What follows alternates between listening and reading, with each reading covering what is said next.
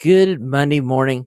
It is Shawn and Ashlee, your favorite podcasting tag team in professional wrestling talk and debate. And we are recording at 9 p.m. Eastern on a Sunday night. I feel like we have recovered from a very long day of watching professional wrestling. Ashlee, how you feel? It's been an emotional day. I think that's why I get this note from Europe that I owed them like $100,000 because you put in a request for like, let me look at this, Final Countdown? I'm so excited. I can't wait to talk about this main event. Well, we were going to start at the very beginning because the pre-show, like we said on Friday night, we had the feeling that they were going to add some matches to this pre-show, and they did. They had 3 pre-show matches on this card today, and the first one was a 16-man tag team match. And I got to say, the best thing coming out of this tag team match, one, Kit Sabian having a moment in front of the women's audience, and the fact that we saw Lio Rush try to crossbody Satnam Singh. Yeah, this was a very large tag team matchup. But a lot of people who deserve a spot, a lot of people who have done a lot of good work over the past year for AEW and or Ring of Honor. Very cool to see like Kyle Fletcher, Dark Order, Private Party all get moments here. And surprisingly, not as messy as one might think a match this big might be. Very true. I thought it was a very entertaining opening match for the people who are already sitting in the seats at Wembley Stadium. And I would say the babyface tag team won this match since it's Tom Billington, Kip Sabian, Rocky Romero, Kyle Fletcher, Lio Rush, and Ashley Andrade in Top Flight.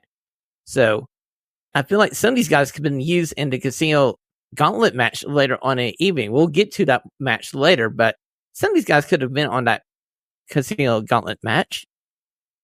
Definitely a case for it. But as far as a big tag match goes, I thought pretty good to start off the show. Okay, the one pre-show match that we knew about coming into Friday, it was Willow Nightingale and Toru Ishii versus Chris Statlander and Stokely Hathaway.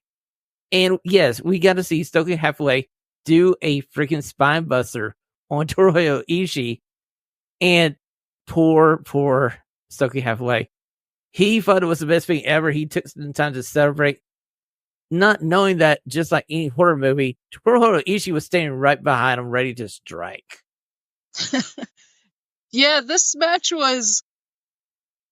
I liked it. I thought it was very funny. And Stokely Hathaway having like this big over-the-top entrance to come out. And I'm very surprised, like, we both picked, Chris Statlander and Stokely to win via some sort of underhanded tactics, but bravo to Chris Statlander and her misguided faith in Stokely Hathaway's abilities here, because she just rode with Hathaway throughout and didn't pay off, but it was entertaining. It leads me to wonder how they're going to play this going forward, and we'll see on Wednesday night on Dynamite if there's a little fraction in this relationship between Chris Statlander and Stokely Hathaway. Because I had a feeling that Chris was just a little bit annoyed that Stokely Hathaway kind of ate the pin there. I mean, I don't know what she expected him to do against Tomohiro Ishii. She's not unfamiliar with his wrestling experience. Fair point. So the final match of our pre-show was a 10-man tag match, and we saw the Von Erichs, Sammy Guevara, and Dustin Rhodes get the victory here over the Gates of Agony, plus a few other people. Actually, this was the one of the 2 added matches that didn't seem to click as well as the other one did. Yeah, a lot of good competitors in this match, but it did suffer from some of those spots you sometimes might complain about in these multi-man tag matches, with kind of a lull and people standing around and maybe not making sense in the cadence of how things are being done. So, kind of, I would say my least favorite of the 3 pre-show matches. Well, this is the interesting thing. If you bought the double pack on Firo TV, you heard them going to the opening of the first match on the card. So I literally went over to Firo TV about 8 minutes early to see the entrances, and I couldn't see the entrances to the four-way ladder match. I had to go back on YouTube to watch the entrances until the countdown hit 0 and me be able to see the actual card on Firo TV. Well, we had one other thing that happened on the pre-show that we need to talk about. Oh, we do. I do. And I'm sorry I forgot this because we had our return. We had Jamie Hayter make her return to AEW as we saw Saraya down in the ring complaining that she didn't have a match on the card. She's the best freaking female professional wrestler in the whole United Kingdom. Cue the music of Jamie Hager. And I gotta say, it was a nice return. Finally! Oh my god, she has been sorely missed. And with the way this women's division has shaped up in her absence, I am so ready to see her put on some matches with what AEW's got now on this roster. Actually, I want to see them do a match with her and a lady that she basically threw one elbow to, and that was Rio. If you guys noticed in the pre-show, the backup for Saraya was a lot of Progress talent, and Rio was one of the people that was with Saraya, and Jamie just ran through like a house of fire. And I'm going like, down the road, Tony, if you got ability to work with Progress, Jamie Hayter versus Rio is money waiting to happen. Sign me up. I'm ready to see Jamie Hayter take on the world right now. So we're going to the first match on the main card. It's the London four-way ladder match. And Ashley, we got this so wrong. We were saying this random generated tag team of Pac, Ritter Yuta, and Claudio Castagnoli, it was going to work. Little did we know that they were going to work. They won this. They are the new AEW Trio Champions. And yes, we saw Mama Wade get involved. Now, granted, she probably didn't wear the right shoes to this event, but I did like the hairspray spot. The hairspray spot was nice until our boy Juice decided, I ain't gonna fall for this. Here's a steel chair. Yeah, it was funny to see her get in there and at least attempt to defend her. I'd say her championship. She was on the championship page on the website. But I'm so happy to be wrong on this one. Glad to see Pat get a big moment in Wembley, and very excited to see what Pac and this BCC combo do. Honorary member here, or do we have him inducted as a full-time member? You know, by the end of the show, it felt like he was kind of an honorary member because he literally comes down at the celebration after the main event. We'll get there just in a few minutes. Let's go on to the second match. And Ashley, I'm going to ask you now, why in the hell did they put the AEW Women's World Title match, the second match on the freaking card? It's only the hottest feud they had. Shawn, I have no idea why they did this match so early, especially with what follows. Baffled by this decision. I mean, it was a great match. And yes, Mariah May becomes your new AEW Women's World Champion. She gave it to Toni Storm. We saw the spot where Mariah May smacked her own mom. I'm like, she is definitely the heel. Yes, and this, again, just perfect. Like Toni Storm not able to like pull the trigger and have that killer instinct. Like she's still upset about Mariah May and this betrayal. Again, this is still continuing to be my favorite thing. And then even afterward, Toni Storm cutting a promo. So I'm very interested to see where post this Toni Storm goes. And if you saw the AEW Beer Scrum, Mariah May continued the tradition of Toni Storm and not taking any questions from the crowd. Yeah, just coming out and reading a eulogy for Toni Storm. And it was a great eulogy. I was like going like, this is the perfect way for Mariah May to make her first steps as AEW Women's World Champion. Ashley, after this, I gotta say the next match was a bit of a disappointment till we got to the little end of the match. And I'm talking about the FTW title match between the Learning Tree, Chris Jericho, and Hook. Luckily for us, Hook won the match, and finally, Taz had enough. He's like, freak this. I'm going to choke somebody out. And poor Brian Keefe was the dude that got choked out. Genuinely, I guess that must have been a breather match because I was not emotionally ready for Toni Storm and Mariah May to go on second. So when that popped up second, I was genuinely surprised. And then we followed it up with the match that I was probably looking forward to at least bottom two here on this card. And I was already kind of emotionally drained, and this, not the best way to follow it up, but good to see Hook get the win, finally move on, and despite anything, very happy to see Taz at least have a little moment in this match. And I mean, like, it was nice to see the pictures after the match where Taz and Hook hugged after Hook had the victory.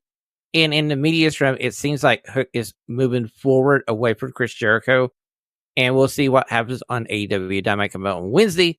I'm looking very excited to see where Big Bill goes from here, because apparently he's the most over wrestler in all of England. Unless you're named Jeff Jarrett. I mean, like, he's Jeff Jarrett and Big Bill are like 1A, 1B. So here comes another questionable booking decision, match placement decision, as we go to the AEW triple threat for the tag team titles. It's the EVPs versus the Acclaim versus FTR. And I was like, going, Ashley, these matches are booked in a weird direction here. What are we doing? Yeah, and kind of a strange match all around. Yeah, because I'm like, these three teams should not get along even enough to go like, yeah, I don't mind partnering up with the other team that I don't like to hit a EVP trigger or a shatter machine. Like, come on. I'll definitely say not my favorite match on the card, despite being some very good wrestlers. I feel like despite their attempts, the Acclaimed haven't really heated back up in a way that I think they hoped. Actually, this felt like a collision match. This match didn't need to be on the card. It felt like a collision match. Yeah, I mean, we did get a really cool surprise at the end of the match, though. I mean, I love the ending, okay? After the EVPs win, Grizzled Young Veterans made a return to AEW, and they have a stare down with the EVPs. And I'm going like, they're going after the titles. The EVPs decide to bail. So, you know what? They're there to beat some people up. They decide to beat some people up. So, hey, at least we got another tag team in this division that seems to be able to hang with the top tier of AEW's tag team division. Yeah, seemingly like this is something they need right now, because the tag team division has just been stale for too long for something that was pretty much the pride and joy of AEW at the start.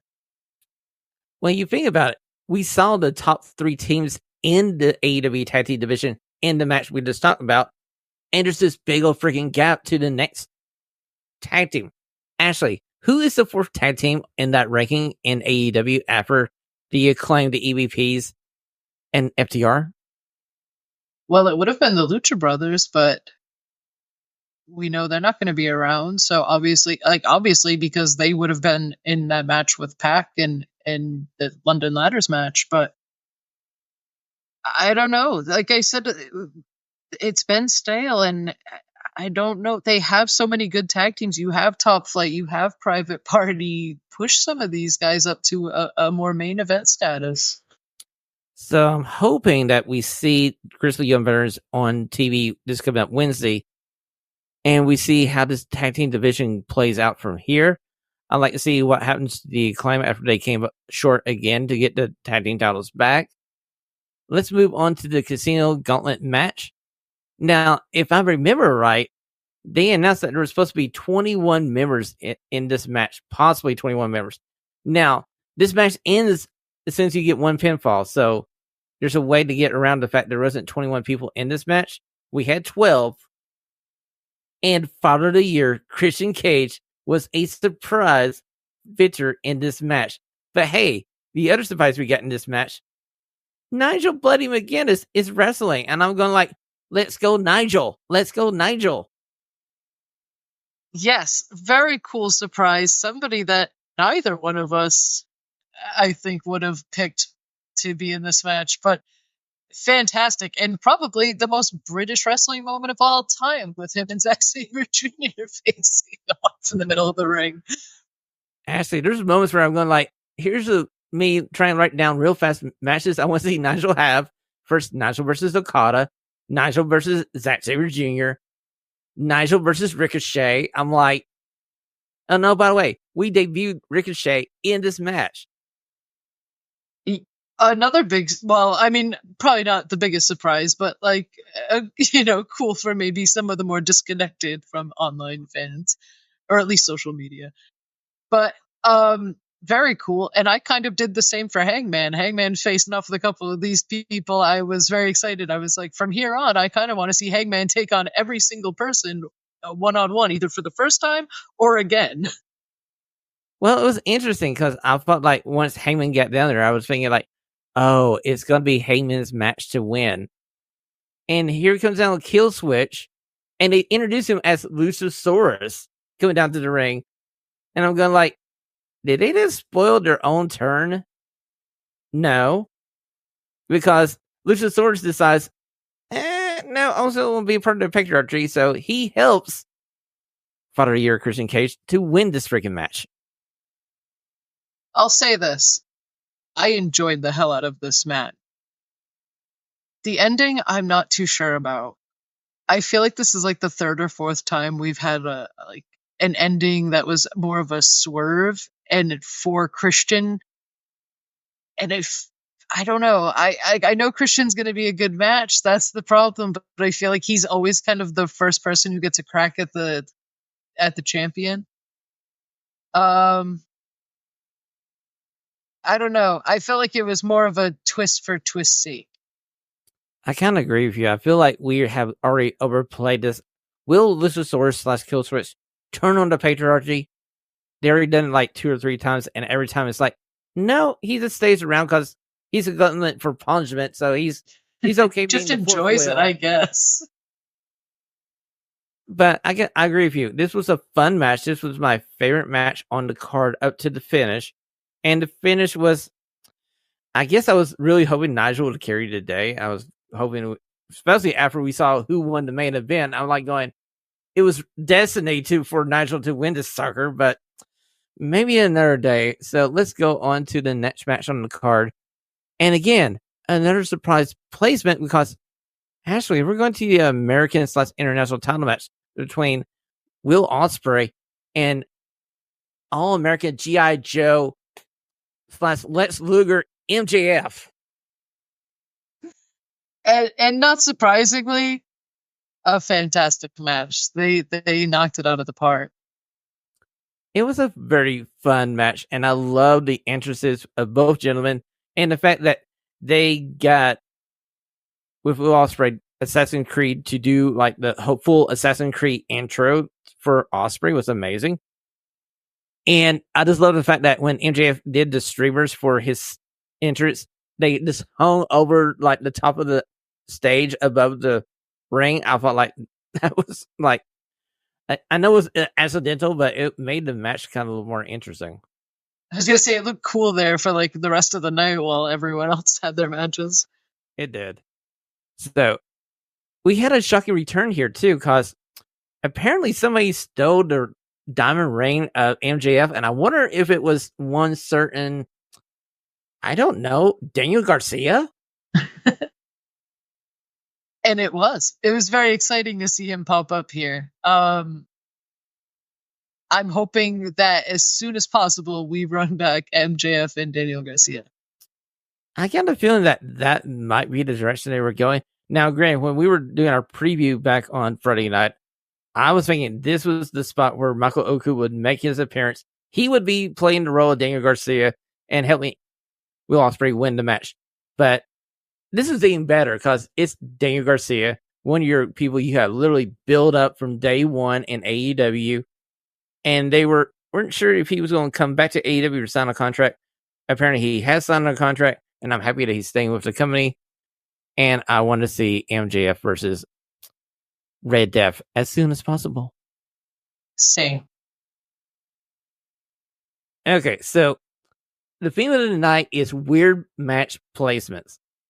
And Ashlee, you have this match with MJF and Will Ospreay. What match would you put next? Now,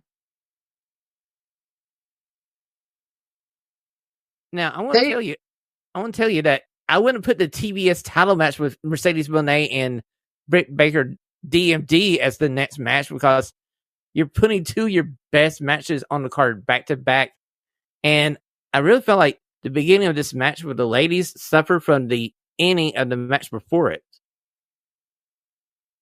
Yeah, and we've seen this happen before on AEW cards. And I will say, kind of high on the card. I know the investment in Mercedes Moné, but it kind of a rough match.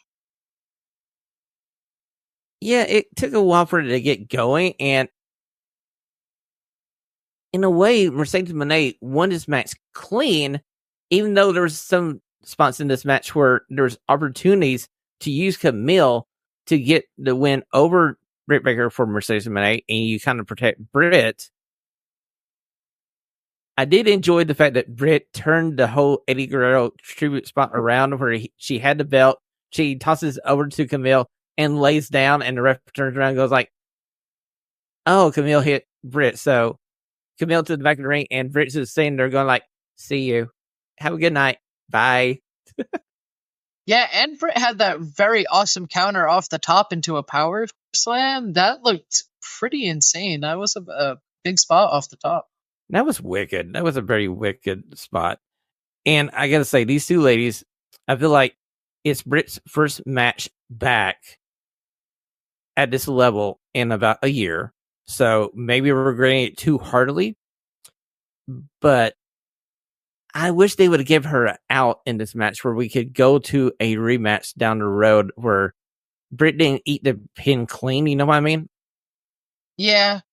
And I do hope some fans take that into account. She is coming back from some very serious stuff. So hopefully, as we go and she continues to compete at this level more and more, she can, get progress back to where she was before her injuries and everything.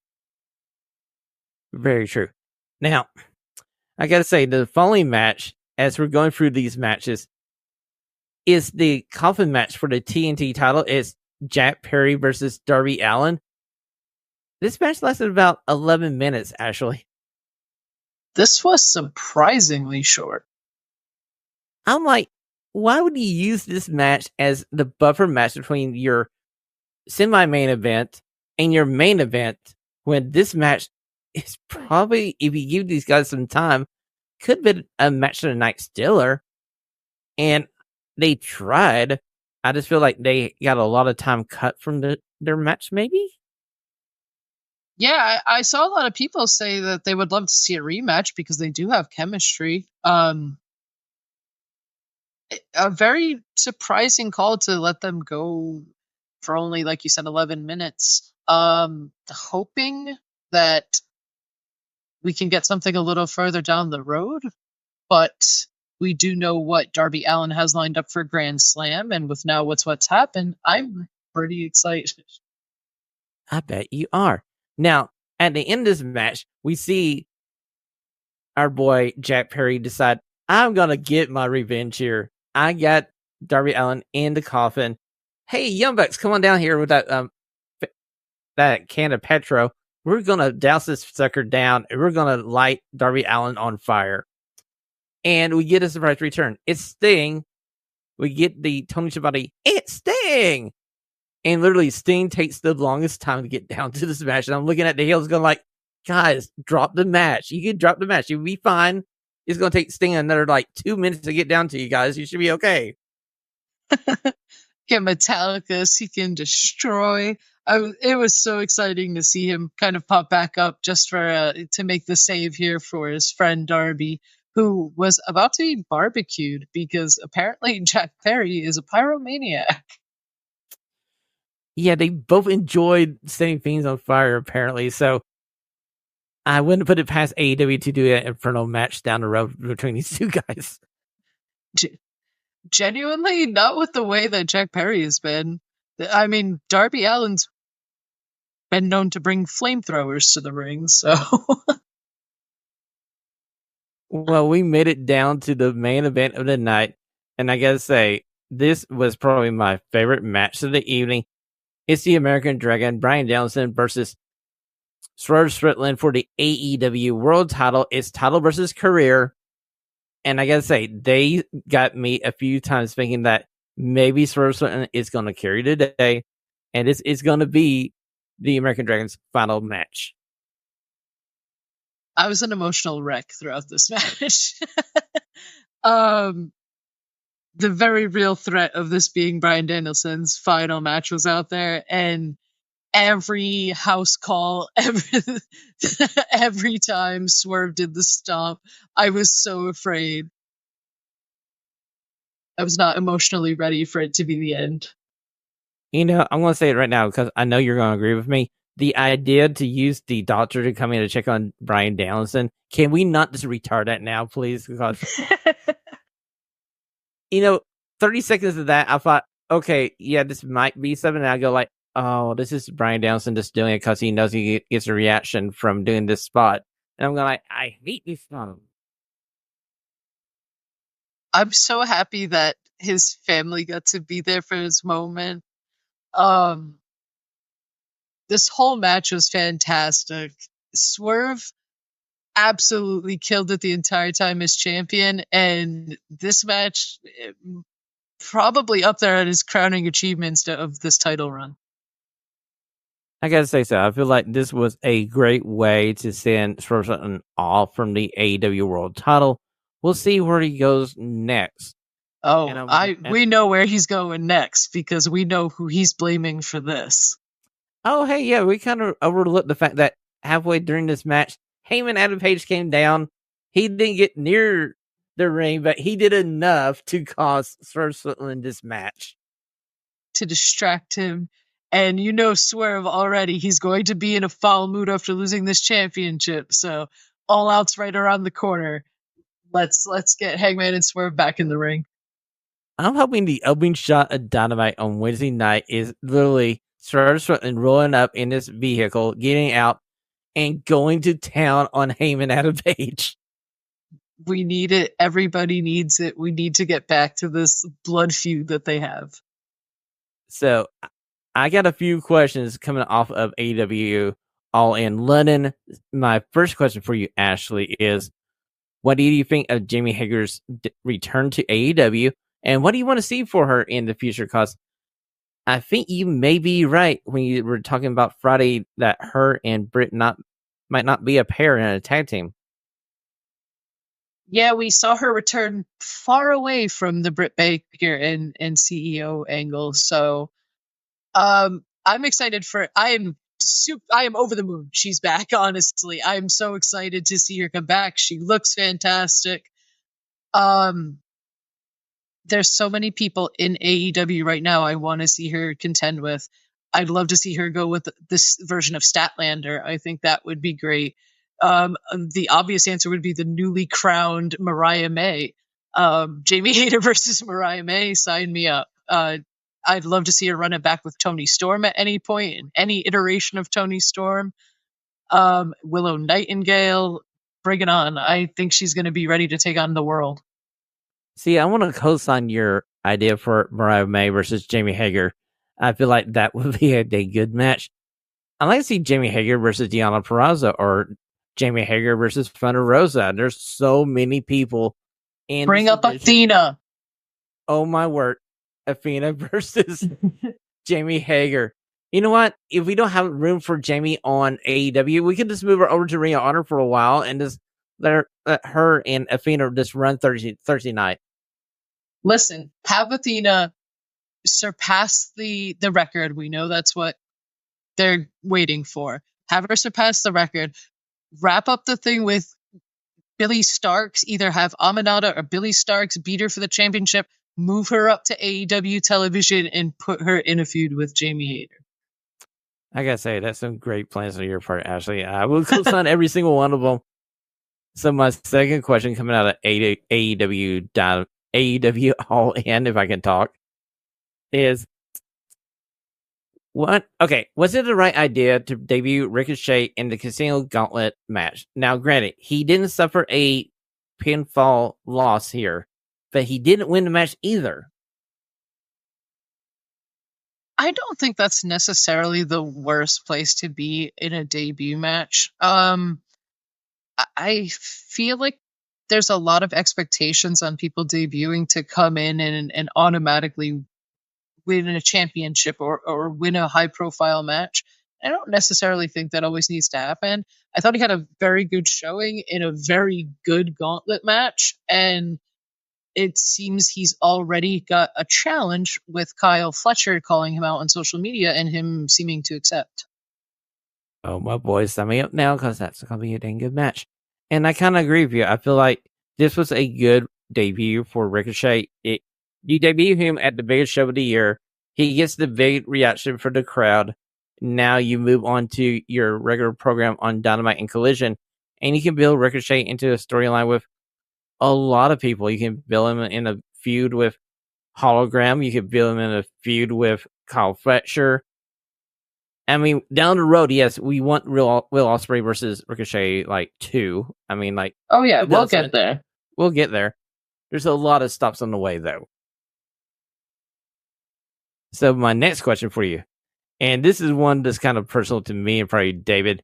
What do you see next for Nigel McGuinness as he made a surprise return during this gauntlet match?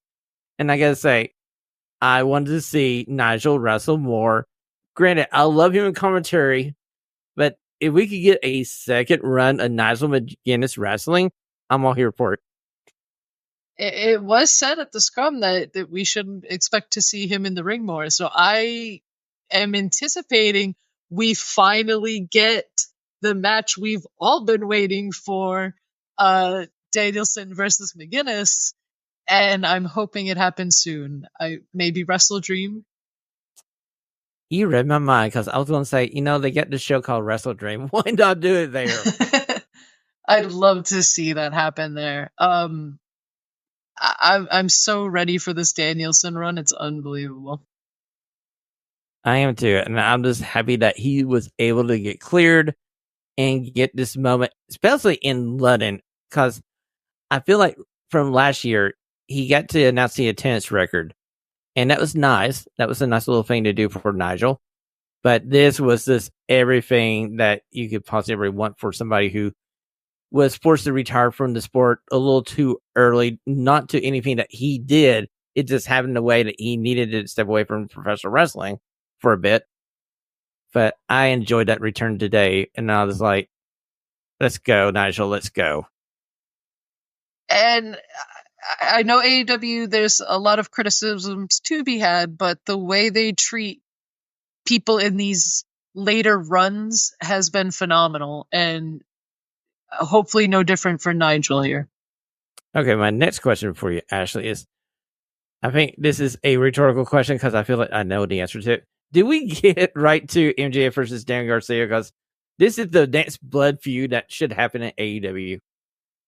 Yeah, I'm ready to see a definitely more serious, angry, focused MJF. I mean, Daniel Garcia, and he should be ready to rip MJF's head off after the last time we saw them in the ring together. Yeah, I got a feeling that Garcia owes him a powder off of the top rope somewhere sometime soon. And I just love the fact that we're spinning off MJF and Daniel Garcia into a feud, and we're not having it for the AEW World title or the AEW International title. Yeah, I know there's talk of everybody needing a title, but it's also good to have these meaningful feuds outside of championships. Very true. You can have a hot feud without a title belt. And this is going to prove it because it's MJF versus Daniel Garcia. And we know both of these guys can go in the ring. And I feel like the story that we already know about these two guys and how it's going to play forward is going to make it one of the candidates for Feud of the Year when we get around to the Western Awards in December. Okay, my next question for you. Would you want to see the EVPs versus Grizzly Young Veterans or Grizzly Young versus FTR first? Which one do you want to see? I think we're getting versus FTR first, if the ending of that match was any indication. I feel like we're going to get both relatively quickly, but I do feel like we're getting FTR first, and maybe as soon as the next pay-per-view that's right around the corner. I'm hoping so. I'm hoping that we get it all out. We get FTR versus Grizzly Young Veterans, and dude, that is going to steal the freaking show because these two tag teams are well-oiled machines, and they are mirror images of each other. Should be very good, especially with Dax and Cash kind of just returning not that long ago from Dax's very serious injury. I'm ready to see what they're going to do outside of chasing the titles, if they're going to be feuding outside of that. True. And I gotta say, the way the EVPs have been wrestling lately, it may be another 4 months before we see the EVPs back in the ring. And hey, you know what? It's cool because they did have a good match today in that that 3-way match for the AEW tag team titles. It was a very good match. And I would love to see the EVPs versus Grizzly Young Veterans, but we can hold off for that a second because I feel like the bigger feud is GYV versus FTR. Yeah, and I'm very ready for this. Hard hitting. Let's go. Oh god, it's gonna be so great. Grit your teeth, buddy. Everybody, grit your teeth. And my last question. When do we get your boy Heyman Adam Page versus Swerve Strickland if it's not already happening somewhere in London right now? I'm hoping it's either going to be All Out with that coming right up. I don't know if that's something they'd want to put necessarily on TV, but they do have the big 5th anniversary show coming up, so it could be something like that. But I would aim for either All Out or maybe even a rerun of Wrestle Dream. I gotta say that after today and the fact that Heyman Adam Page failed to get the Casino Gauntlet win, but he accomplished his mission in a way by causing the title from Swerve Strickland. It's going to be a very interesting Wednesday night on Dynamite. Oh yeah, and like I said, I fully expect Swerve to be in a foul mood, but I'm sorry. Like I said, Swerve was a great champion, but I am all here for however long this reign lasts. And I gotta say, Ashley, the closing view of what you saw on the pay-per-view Sunday was his family in the ring with the Blackpool Combat Club, the confetti coming down, and I will never forget the image of his young son running around trying to collect all the confetti because that was so freaking amazing.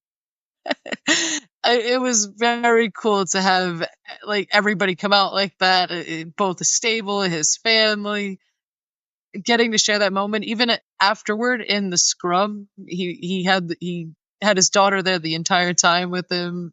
He looks like he's having the time of his life, and I'm happy that Tony Khan has forced this title reign upon him.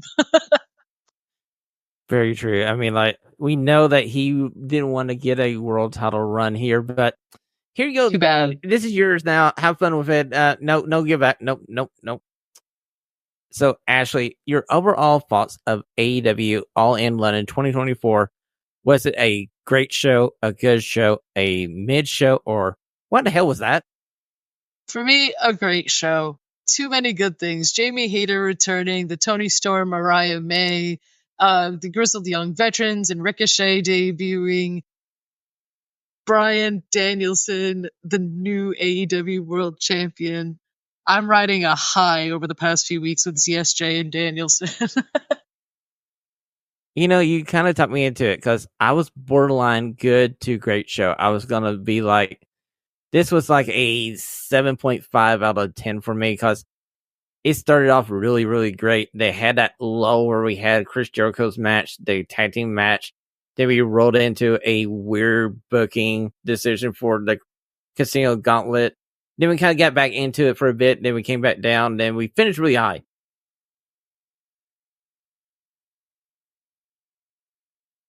So, ladies and gentlemen, that has been our AEW All In 2024 AEW All In review here on Radio Free Professional Wrestling. Ashley, where can we find you on the Super Information Superhighway?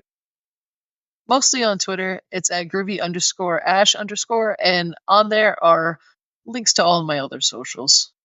And you can always follow the show on Twitter at RadioFreePW. You can follow us on Instagram at the same handle, RadioFreePW. Visit www.radiofreepw.com to catch up on the latest episode of the podcast. Or you can check us out on YouTube at Radio Free Professional Wrestling. And until we see you Friday night, enjoy your week and stay stunning.